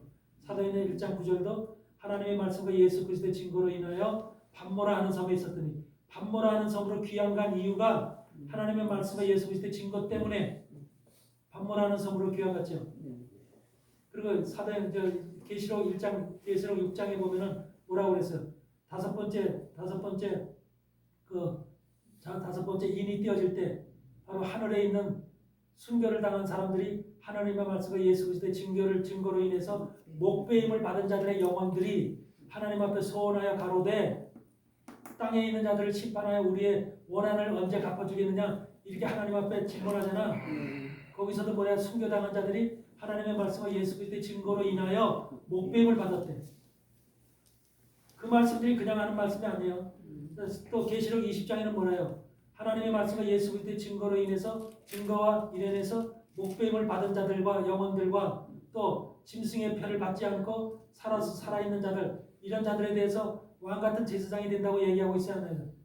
그 얘기하고 있죠. 계시록 20장에는 그렇게 전부 다 거기 보면은 사도 예언서부터 모든 핵심적인 주의 증인들이 마지막 시대 사역을 해야 될 핵심적인 증인들이 전부 다 뭐야?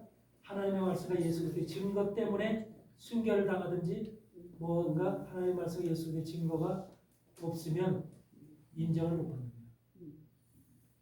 하나님의 말씀은 예수 그리스도의 여러분의 마음의 뿌리가, 말씀의 뿌리가 구약의 뿌리를 받고 있어야 돼요.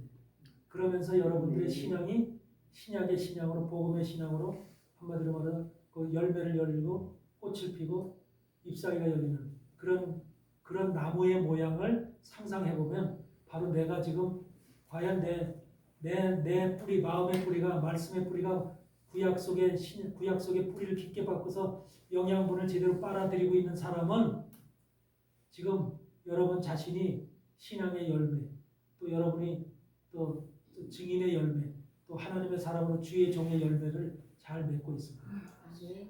아름답게. 근데 뿌리를 구약 속에다 맺고 있질 않아.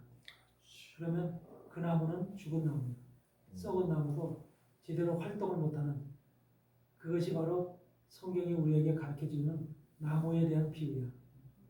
아멘?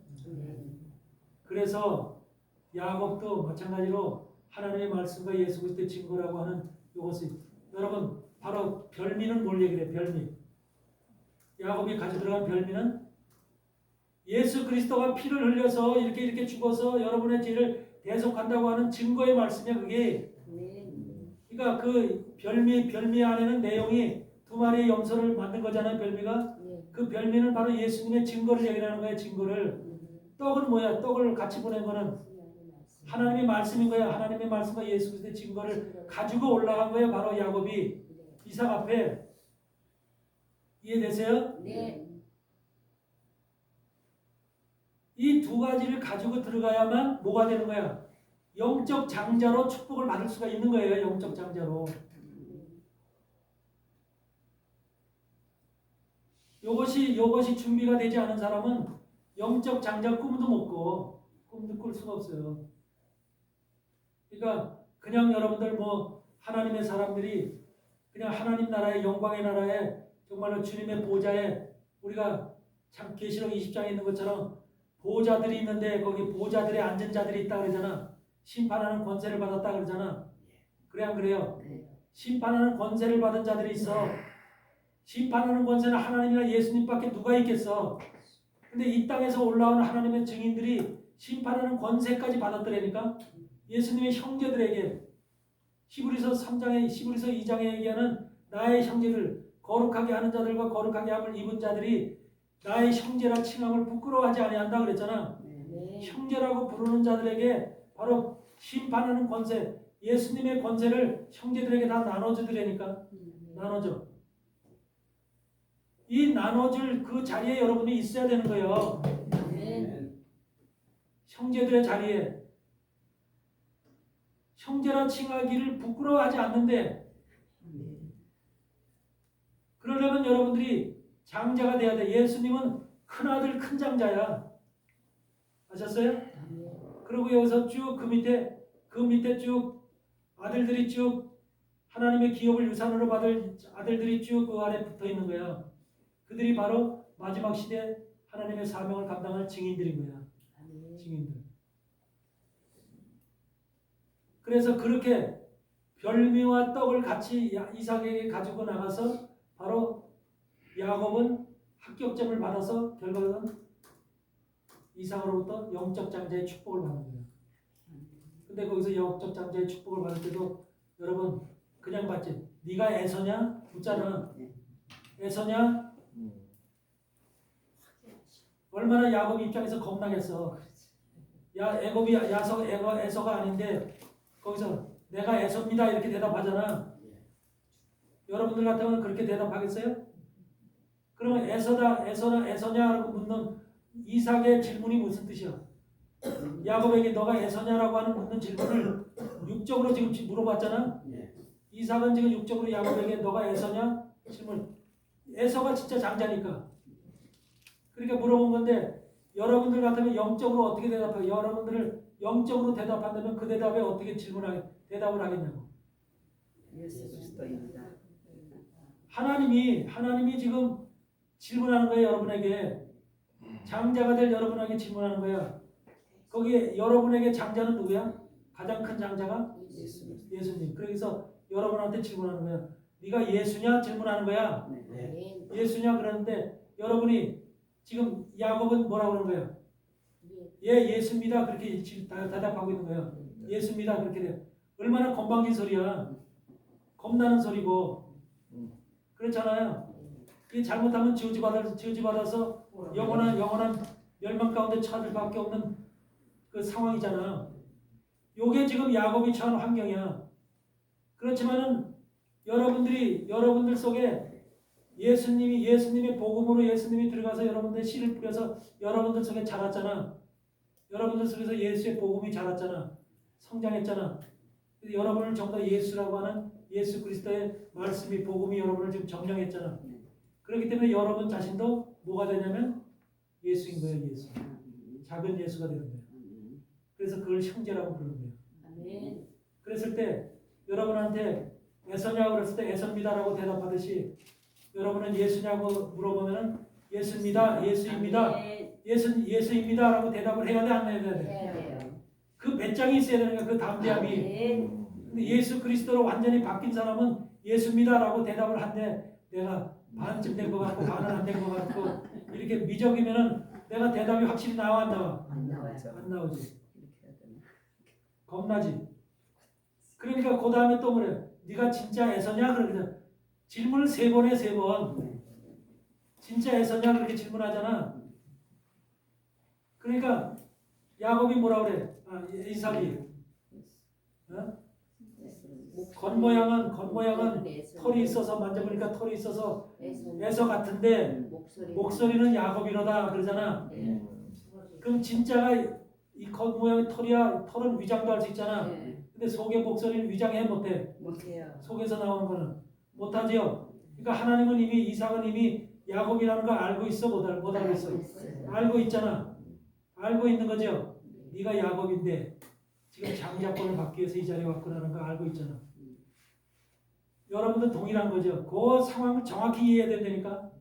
여러분한테 물어볼 질문이야 그게. 장자가 될 여러분한테 동일한 질문을 할 거예요. 그래서 창세기 27장을 장자가 되기 위한 비밀의 말씀으로 우리에게 주신 거예요. 그래서 네가 장자냐, 예수 그리스도냐 그랬을 때 예, 나는 예수 그리스도입니다. 당당하게 얘기를 해야 되는 거야. 근데 만약에 사실은요, 엄마 미부가가 나를 이렇게 꾸며줘서 내가 이렇게 왔어요. 만약에 이렇게 변명을 한다면 그게 양심적인 고백이잖아. 사실은 따지고 보면 인간적으로 양심적인 고백이죠. 근데 하나님 앞에서 양심적인 고백을 하면은 멸망이야, 저주야, 사망이야. 하나님 앞에서 양심적인 고백이 안 통해. 거기선 끝까지 예수가 돼야 돼. 끝까지 예수. 하나님 앞에서는. 그래서 결과적으로는 그렇게 해서 세 번을 물어보지만 3번을 통과하잖아. 요 모습이 얼마나 이것이 여러분에게 담대한 신앙을 요구하는지. 그래서 이것을 통과했을 때 비로소 이삭이 알고 야곱에게 진짜 영적인 축복을 해주는 거예요. 하늘의 복과 땅의 복과 모든 것을 자손의 복과 문진의 복과 이런 것들을 전부 다 하나님께서 그에게 허락하신 거예요.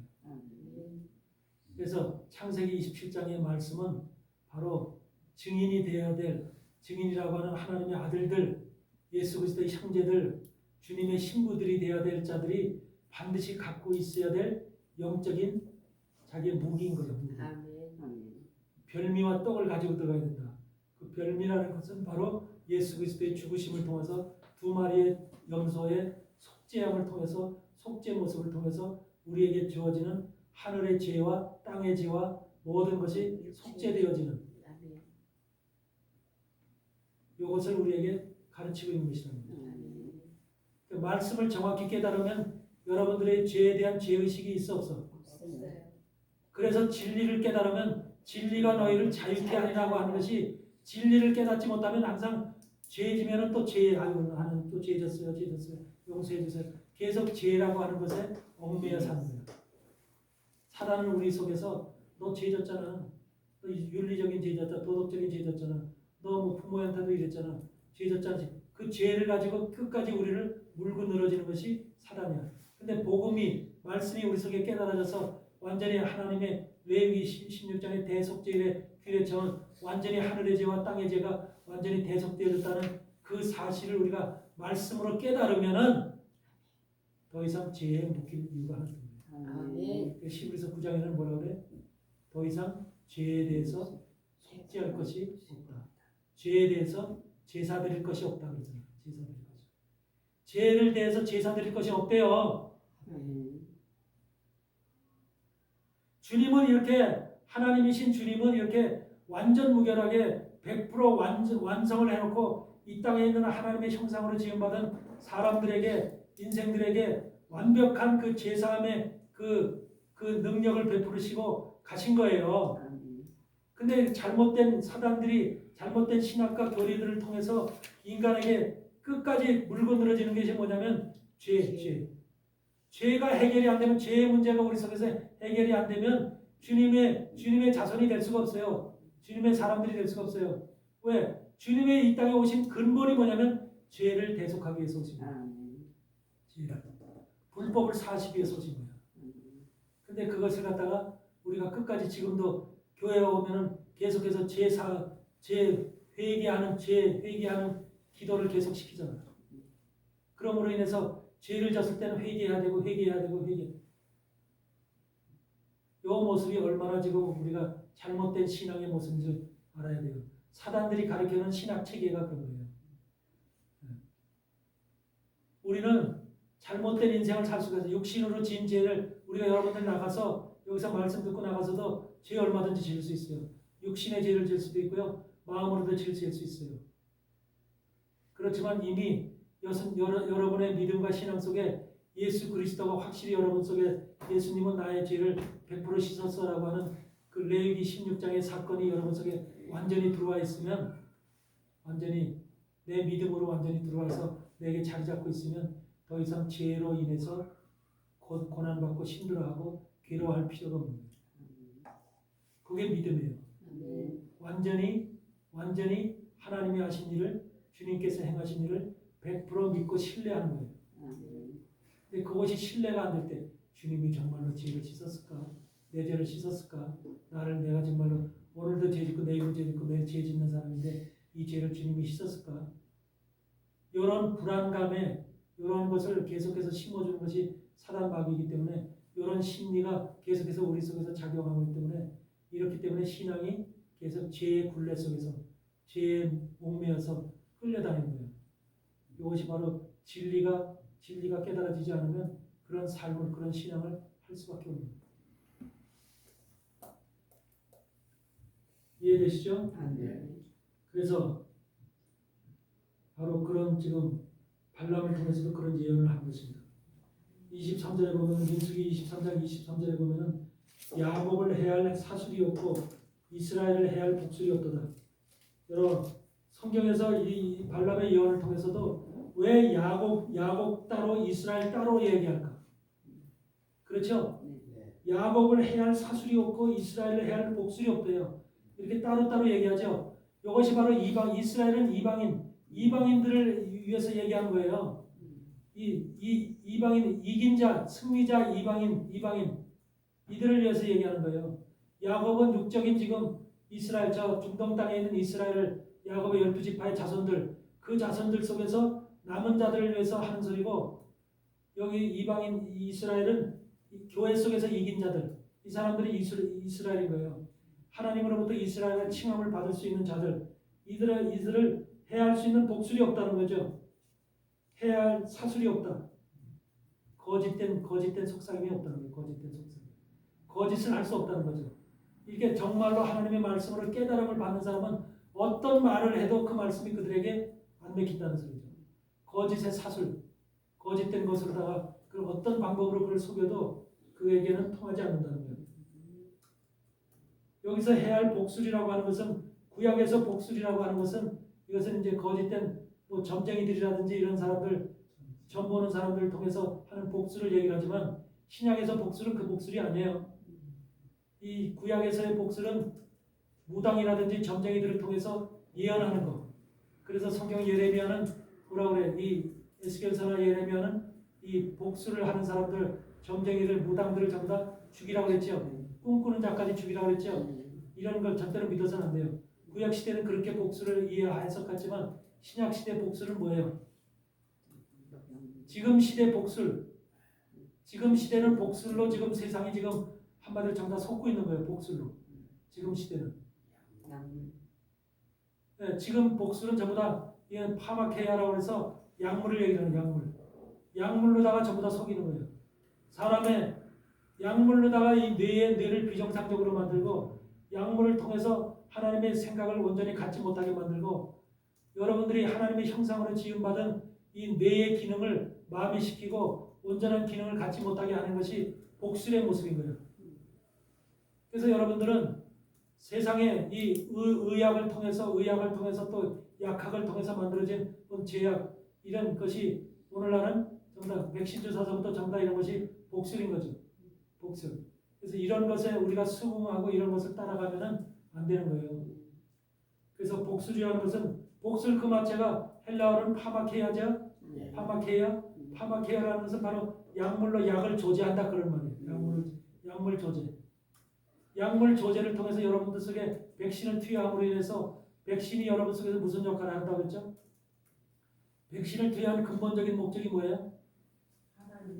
그리고 또 약국을 통해서 매일 먹는 그 주는 나이 먹은 사람들 이만큼씩 한 움큼씩 약을 먹는데 그런 먹는 약들이 주로 하는 약의 성분 속에 가장 중요한 성분이 뭐예요? 그런 건 전혀 지금 나타나 있지 않는 세상 속에 공개되어 있지 않죠. 그 공개가 뭐예요? V메트 유전자라고 하는 우리 하나님을 향해서 나가는 유전자를 제거시키는 거죠. 하나님은 사람을 만들 때 사람 속에 하나님과 소통할 수 있는 유전 체계를 만들어놨어요. 유전 체계. 그러니까 사람이 기도를 하거나 하나님과 교제를 할 때 우리의 머릿속에는 뇌하수체 시상하부 안에 뇌하수체 시상하부라는 것이 이 중뇌 안에 가장 뇌의 중심에 있거든요. 여기 눈 속에 인도 사람들 여자들 점 찍고 다니는 빨간 점, 요 점이 쏙 들어가는 거 뇌 가운데 바로 거기에 딱 있는 거예요. 거기에 점 찍는 이유가 있는 거죠.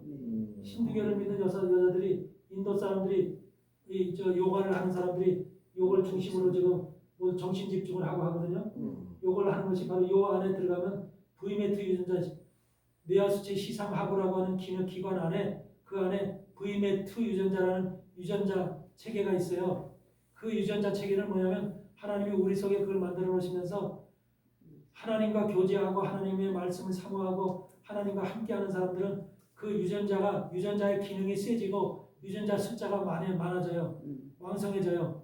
그러므로 인해서 하나님과의 소통의 문제가 이 바로 V메트 유전자를 통해서 이 왕성하게 이루어지게끔 그렇게 하나님은 우리 속에 기능을 넣어주셨다니까.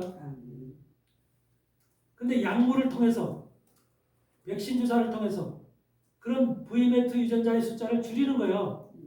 줄여서 그걸 파괴시키는 거예요.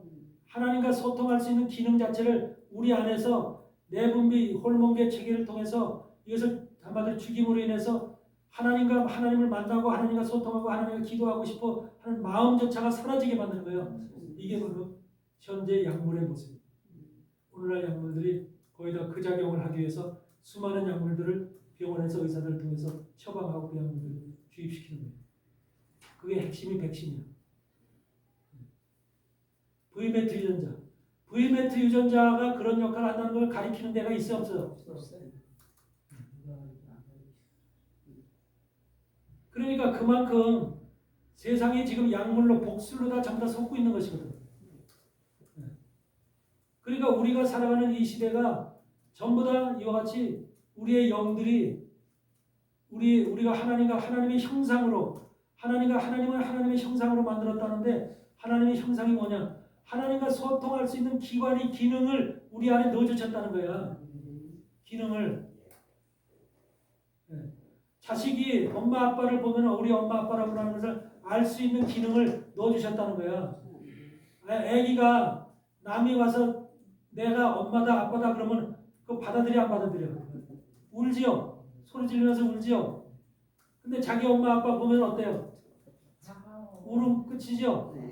그런 기능이 바로 사람 속에서 넣어진 거예요. 우리 안에. 하나님을 봤을 때 하나님을 볼 때 행복하고 기쁘고 즐거울 수 있도록 그 마음을 우리에게 넣어주신 거예요. 만들어 놓으신 거예요. 그게 부임의 유전자라니까. 근데 그거를 현대 과학이 그걸 파괴시키고자 하는 거야. 그래서 하나님을 찾고자 하고 하나님 앞에 나가고자 하는 그 성향을 없애고자 하는 것이 바로 오늘날 과학의 모습이라는 거죠. 그러니까 이것이 복술인가 이게 복술. 사람을 완전히 속이는 과학을 통해서 속이는 거죠. 과학이라고 하는 것을 통해서 사람을 속이는. 근데 사람들은 오늘날 현실의 사람들은 과학적인 교육을 받다 보니까 과학을 아주 철두철미하게 믿어버리죠. 그래서 오히려 이런 말을 하는 나를 우리를 어떻게 봐요? 별 희한한 소리를 다 한다. 음모론자, 이단자 이런 사람들을 보겠죠. 심지어는 교회 목사들까지 수많은 목사들이 그렇게 보고 판단하고 있죠.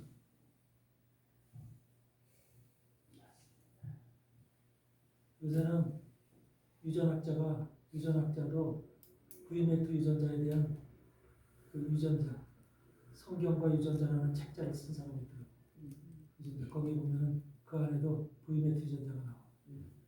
그래서 그걸 갖다가 VMAT 유전자가 무슨 역할을 하는지 그것에 대한 연구를 집중적으로 하고 그 우리 안에 우리 인간에게 하나님은 어떤 성향과 어떤 성품을 넣어주셔서 하나님을 찾게끔 하나님 앞에 나가게끔 이런 것들을 우리에게 넣어줬을까?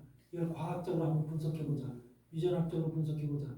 이렇게 해서 그걸 연구하는 학자들이 있더라고요. 요새.